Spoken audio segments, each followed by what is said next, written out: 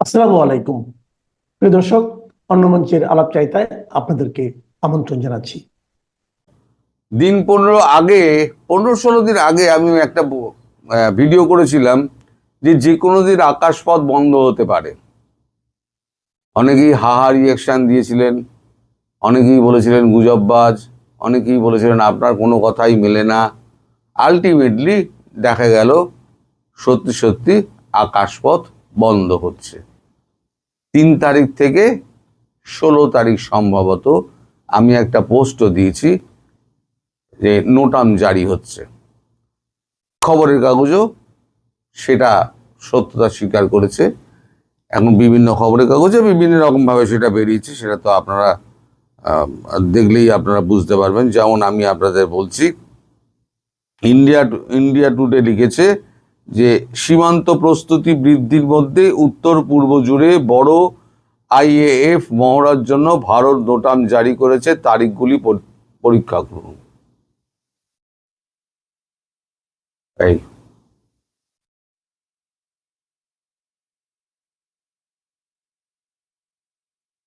এই এখন air exercise হচ্ছে রাফালের। ডিএনএ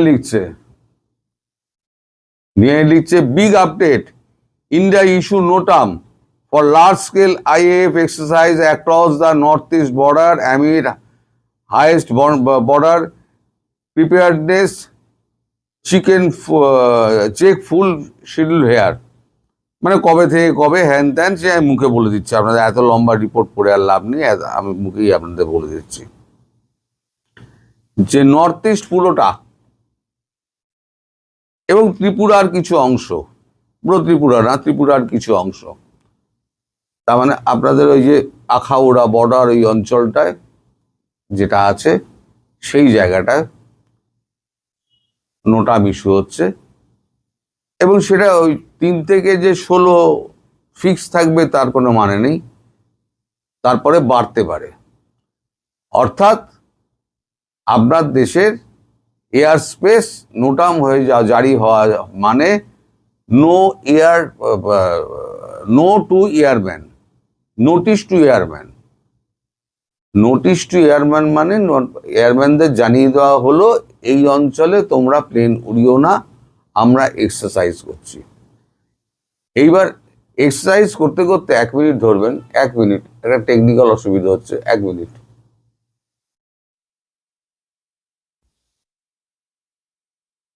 হ্যাঁ, নোটিশ টু এয়ারম্যান হচ্ছে গিয়ে আপনার সমস্ত জানিয়ে দেওয়া হলো। এবার ব্যাপারটা হচ্ছে এই যে আমি বলেছিলাম, তারপরে আমি টাইম কিছু বলি না, কারণ টাইম আমার জানা ছিল না।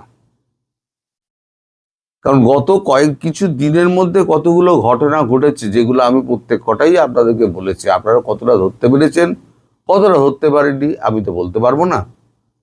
এক হচ্ছে ডসিয়ের একটা পাঠিয়েছিল মার্কিন যুক্তরাষ্ট্র, মার্কিন কংগ্রেস এবং মার্কো রুবিও এবং জেডি ভান্স, সই করেছিলেন জেডি ভান্স এবং মার্কো রুবিও মার্কিন কংগ্রেসের সমর্থন নিয়ে, যে ভারতবর্ষের সঙ্গে এইভাবে শত্রুতা করে আমরা কিন্তু ক্ষতিগ্রস্তই হচ্ছি, আমাদের দেশের অর্থনৈতিক অবস্থা খারাপ হচ্ছে। ওই ডসিয়ারে কিন্তু লেখা হয়েছিল যে আমরা ভারতবর্ষের সঙ্গে সুসম্পর্ক চাই। এক্সিকিউটিভ অর্ডারে ট্রাম্প কি বলছেন না বলছেন সেটা কিন্তু আমেরিকার কথা নয়।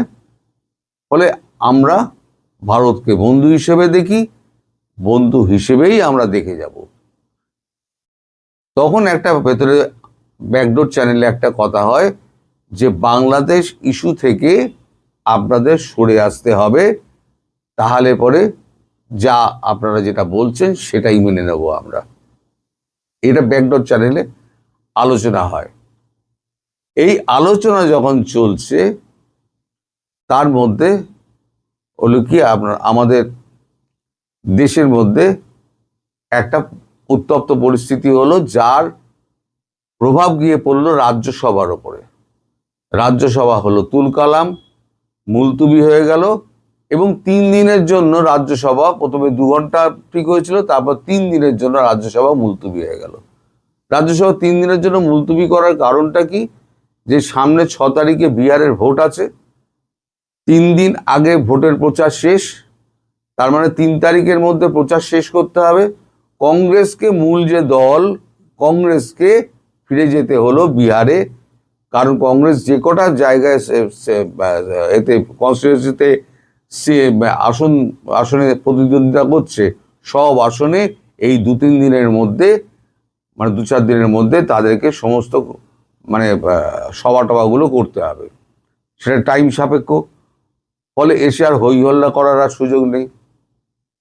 দ্বিতীয় হচ্ছে যে পাকিস্তানের দিকে এয়ার স্পেস আগেই বন্ধ করে দেওয়া হয়েছে, সার্কিটের ওপরে ওখানে মহড়া চলছে। এবার হলো বাংলাদেশে আপনার এয়ার রুটটা বন্ধ করে দিচ্ছে 3 তারিখ থেকে 16 তারিখ। এবার কবে হবে, কি হবে আমি কিন্তু বলতে পারবো না, তবে যা দেখছি তাতে মনে হচ্ছে, ঘটনা পরম্পরায় যা বোঝা যাচ্ছে, তাতে মনে হচ্ছে বোধহয় খুব শিগগির একটা কিছু হতে পারে। তার কারণ কেন সেটা আপনারা বুঝতে পারবেন এই যে আমাদের আমেরিকার সঙ্গে যে আমাদের অস্ত্র চুক্তিটা হলো, অস্ত্র চুক্তির পেছনে লুকিয়ে রয়েছে ওই কারণটা, যে হামলা করার কারণটা, পাকিস্তান এবং বাংলাদেশে হামলা করার কারণটা অস্ত্র চুক্তির মধ্যে লুকিয়ে রয়েছে। এবার অস্ত্র চুক্তিটা আগে বলে দিই, তাহলে পরে আপনাদের বুঝতে সুবিধা হবে যে আমি কি বলতে চাইছি, শেষে কেন বলছি। এই যে দীর্ঘদিন ধরে আমাদের সমস্ত ট্রেড ডিল ফিল সমস্ত আটকে রয়েছে, একটাই কারণ, বলা হয়েছিল বাংলাদেশ থেকে পা উঠিয়ে নাও, আর 2 হচ্ছে আমরা কৃষি এগ্রিকালচার ক্ষেত্রে এবং ডেয়ারি ক্ষেত্রে, এই দুটো ক্ষেত্রে আমরা কোনো রকম ছাড় দেবো না, তোমাদের ঢুকতে দেবো না, এটা বলা হয়েছিল। আমি তখনই বলেছিলাম যে বাংলাদেশ থেকে পা যদি তোলে, এই যে ডসিয়ের এলো, বাংলাদেশ থেকে যদি পা তোলার কথা যেটা স্বীকার করে নিল আমেরিকান কংগ্রেস, এবার ট্রাম্পকে বাধ্য হয়ে এবার কিন্তু মাথা নিচু করতে হবে। আমি কিন্তু সে ভিডিও করেছিলাম, ট্রাম্প নত হলেন তবুও ফোঁস করলেন, আমি কিন্তু ভিডিও করেছিলাম, পুরনো ভিডিও দেখবেন, সেখানে লেখা আছে। তো এখন এই আর্মস ডিলটা হলো, ওরা বলছিল ট্রেড ডেফিসিট এত টাকা ট্রেড ডেফিসিট, ঠিক আছে, ট্রেড ডেফিসিট আমরা মিটিয়ে নিচ্ছি, আপনি আমাদের স্প্রিঙ্গার মিসাইল দিন, আমাদের জির ইঞ্জিন যেগুলো পড়ে রয়েছে সেই জির ইঞ্জিন দিন, আমাদের যে সমস্ত অ্যাপাচে হেলিকপ্টার 5 বছর হয়ে গেল, 2 বছরে দেওয়ার কথা ছিল, 5 বছর হয়ে গেল, হেলিকপ্টারগুলো এখনো অ্যাপাচে 5টা এখনো দিতে পারেননি, বাকি অর্ডার আমরা দেবো কি? আপনি আগের অর্ডারের টাকা নিয়ে সেইটা মালে দিতে পারেননি, এখন আবার আপনি ট্রেড ডিলের কথা বলছেন, আপনি অন্তত সেই মালগুলো দিন, তাহলে পরে আমরা ফ্রেশ অর্ডার দিচ্ছি। তবে জির ইঞ্জিনগুলো আমাদের তাড়াতাড়ি দিতে হবে, এছাড়া আর যত স্ট্রিঙ্গার মিসাইল ফিসাইল এই সমস্ত আমরা নেব, প্লাস আপনার থেকে তেল নেব, নিয়ে ট্রেড ব্যালেন্স আমরা করে নেব, ট্রেড ব্যালেন্স নিয়ে কোনো অসুবিধে নেই। কিন্তু শর্ত একটাই, সেটা হচ্ছে বাংলাদেশের ব্যাপারে আপনারা হস্তক্ষেপ করবেন না। এটা বোধহয় ট্রেড ডিলে 4 বা 5 নম্বর পয়েন্টে বোধহয় এরকম রয়েছে, বাংলাদেশের ব্যাপারে আপনারা হস্তক্ষেপ করবেন না এবং পাকিস্তানকে প্রত্যক্ষভাবে অস্ত্র দিয়ে সাহায্য করবেন না। যদি এই দুটো জায়গা থেকে আপনারা সরে যান, তাহলে ভারতবর্ষ মনে করবে যে ভারতবর্ষের স্বাধীনতা অখণ্ডতায় আপনারা বাধা সৃষ্টি করছেন, ফলে সেই মুহূর্তে ট্রেড ডিল থেকে কিন্তু আমরা, মানে অস্ত্র ডিল থেকে কিন্তু, আর্মস ডিল থেকে বেরিয়ে আসবো আমরা, এটাও কিন্তু লেখা রয়েছে। ফলে এখন আমেরিকা যাই করুক না কেন, ট্রাম্প যাই বলুক না কেন, এখন মোদির নামে 3-4 দিন আগেও মোদির নামে ভেঙচি কেটেছে, কালকে আবার গতকালকে বলছে Modi is my great friend, Modi is a father figure, আগেও বলেছিল, আবার বলছে।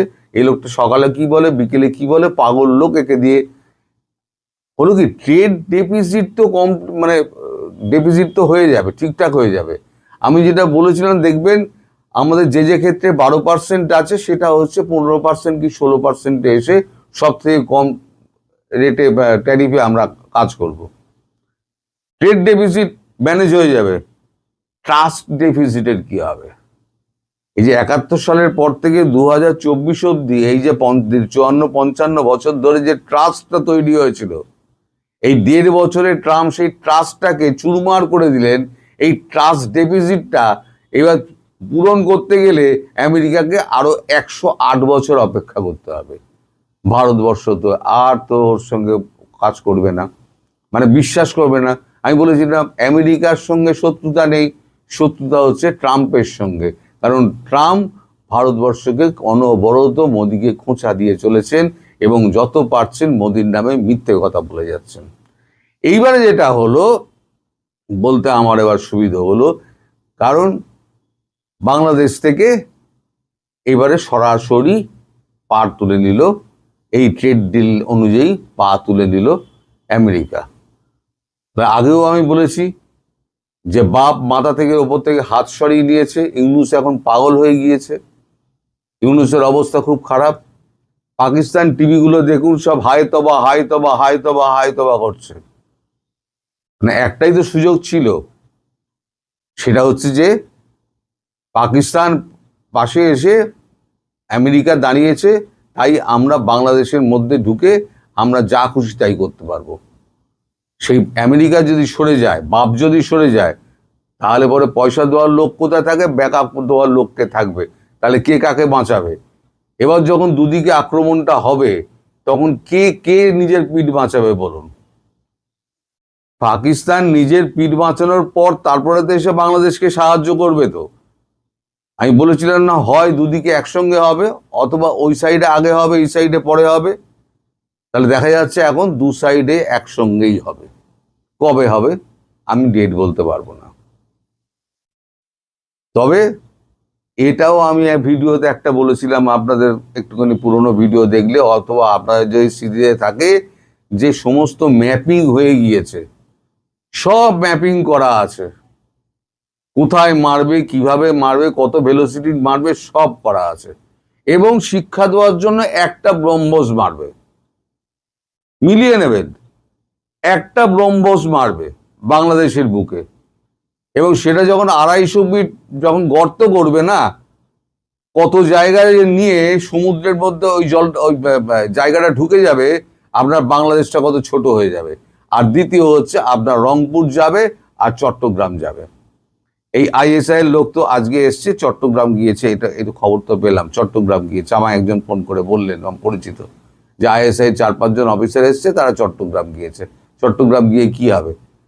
ভারতীয় সৈন্য ওখানে যখন মিসাইলগুলো মারবে না, চট্টগ্রাম অর্ধেক ধ্বংস হয়ে যাবে, ফেনী অবধি পুরোটা কেটে দেবে, কিছু করতে পারবেন না। এখন ওয়াকারুজ্জামান এখন বলছেন যে আমাদের প্রস্তুত থাকতে হবে, আমাদের অমুক থাকতে হবে, তমুক থাকতে হবে। আরে বাংলাদেশ পদাতিক বাহিনীও নামবে না বাংলাদেশে। এখন যুদ্ধ সুইচ টিপে হয়, ক্যালকুলেশনে হয়, স্যাটেলাইট মারফত হয়, কে কোথায় আছে না আছে একেবারে গুনে গুনে মারবে। একটা শিক্ষা, বড় শিক্ষা দেওয়ার জন্য এই যারা যুদ্ধবাজ আছে না, যারা যুদ্ধবাজ আছে, যুদ্ধ চাই, তারা যাতে আর আগামী 100 বছরের মধ্যে যুদ্ধের কথা না বলেন, তার ব্যবস্থা ওই জন্যই ভারত করে দেবে, যে আগামী 100 বছর চুপ করে বসে থাক, পুরো ঠান্ডা বানিয়ে দেবে। আর যে যত জিহাদি আছে, সব জিহাদি সাফ হয়ে যাবে। কিভাবে সাফ করবে সেটা ভারতবর্ষে প্ল্যান করা রয়েছে। এবং আমি বারবার বলেছি, হ্যাপি দিওয়ালি হবে হবে হবে। আমি পরশুদিনও বলেছি, আজও বলছি, হ্যাপি দিওয়ালি হবে হবে হবে, যে কোনো দিন হবে। হয়তো আজ রাতেও হতে পারে, কাল রাতেও হতে পারে। এই যে 3 থেকে 16 যে এয়ার ড্রিল হতে হতে হতে দুম করে কোন সময় মেরে দেবে, ওরকম এয়ার ড্রিল তো পাকিস্তানেও হচ্ছিল। পাকিস্তান এয়ার ড্রিল হতে হতেই তো মেরে দিল রাত্রিবেলা দুম করে। কিচ্ছু বলা যায় না, কখন কি হবে কিচ্ছু বলা যায় না। সাবধানে থাকবেন, এটুকু বলতে পারি। আর একটা গ্যারান্টি দিতে পারি, যে রংপুর আর চট্টগ্রাম, কক্সবাজার অবধি আপনাদের গেল, আপনাদের অখণ্ড বাংলাদেশ আর থাকবে না। আর কিছুটা অংশ সমুদ্রের সঙ্গে মিশিয়ে দেওয়া, সমুদ্রের জল ঢুকিয়ে দেওয়া হবে আপনার দেশের মধ্যে ব্রহ্মস মেরে। কোন জায়গায় মারবে সেটা আমি জানি না, তবে মারবে এটা তো আমি সঠিকভাবে বলতে পারি। তো এখন আমাকে বলতেই পারেন গুজববাজ, যেদিনকে ঘাড়ের ওপর মিসাইল পড়বে তখন বলবেন না না ওটা গুজব, ঘাড়ের ওপর পড়ে নাই, আমার বঙ্গায় পড়ছে। তখনও বলবেন, আমায় লিখে পাঠাবেন, আমি তার জন্য অপেক্ষা করব। সবাই ভালো থাকবেন, সুস্থ থাকবেন এবং সাবধানে থাকবেন।